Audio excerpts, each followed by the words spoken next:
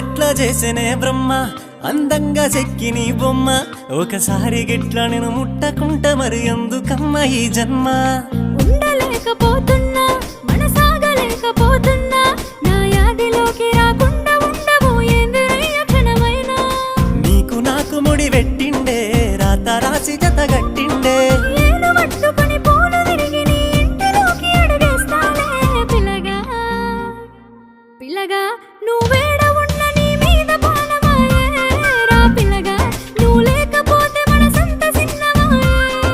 సిలక నువ్వు పక్కనుంటే రోజంతా పండుగ నా సిలక